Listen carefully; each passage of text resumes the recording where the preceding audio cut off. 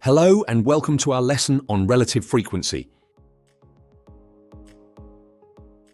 Today, we will explore some fundamental rules of probability and learn how to use it as a powerful tool for measuring uncertainty. In this lesson, we'll dive into the basic rules of probability. Here's what we'll cover. First, we'll start by defining probability and understanding its role as a measure of how likely an event is to occur. Next, we'll discuss some foundational rules, such as the sum of probabilities for all possible outcomes equaling 1, and that probabilities cannot be less than 0. Here's a thought experiment for you. I leave you in a room alone with a coin which can land either heads or tails. You do not know whether it is fair or weighted. After 5 minutes, I will re-enter the room and flip the coin. If you correctly predict how it will land, I will give you £50. What is your strategy for the 5 minutes you have alone?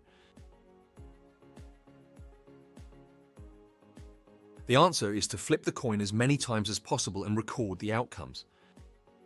If the coin lands heads 70 times after 100 tosses, you should bet that the coin will land heads.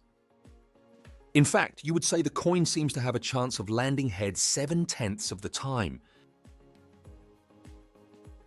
What you have calculated is the relative frequency of the coin landing heads.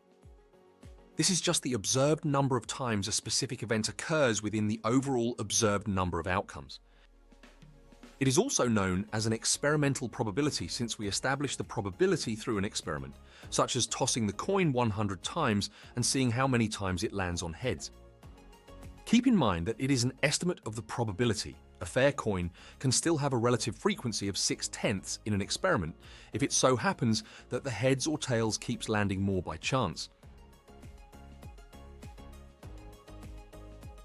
From this simple thought experiment, we already have an informal notion of probability. It is just a ratio between a specific event and all the outcomes.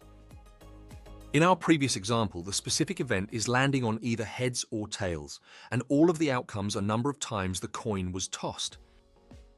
Since the number of times the specific event occurs cannot be bigger than the number of times any outcome occurs, probabilities cannot be greater than 1.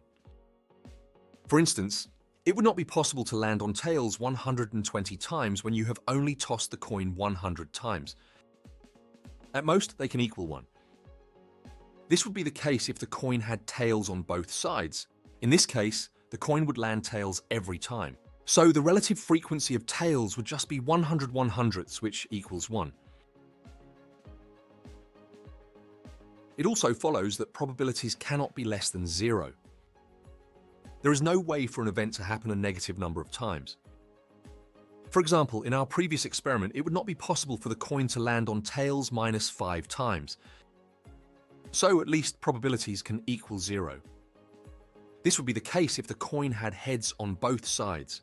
In this case, the coin would land heads every time and never land on tails. So the relative frequency of tails would just be 0 out of 100, which equals 0. By developing these findings, we've arrived at an important idea. Probability is a measure. Just like how meters measure length, probability measures likelihood. If a structure can be divided into many meters, it is long. If an event has a large probability, it is likely. The key difference between the two is that there is no upper limit to how many meters a structure can be. Probabilities, as we've seen, can at most be 1 and at least 0. Did you know that the idea of relative frequency dates back to the 17th century? Early statisticians like John Graunt used relative frequency to analyze mortality data in London. In his pioneering work, Graunt compiled and studied the bills of mortality to identify patterns and trends in death rates.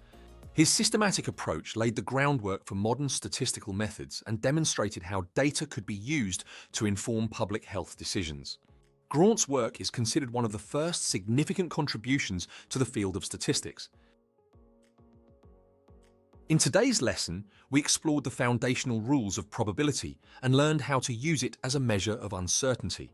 We began by defining probability as a ratio between a specific event and all possible outcomes, emphasizing that probabilities range between 0 and 1. Through a thought experiment involving a coin flip, we introduced the concept of relative frequency, which is an experimental estimate of probability based on observed outcomes. We demonstrated that the sum of probabilities for all possible outcomes must equal 1, reinforcing the idea that probabilities cannot exceed this value or be negative.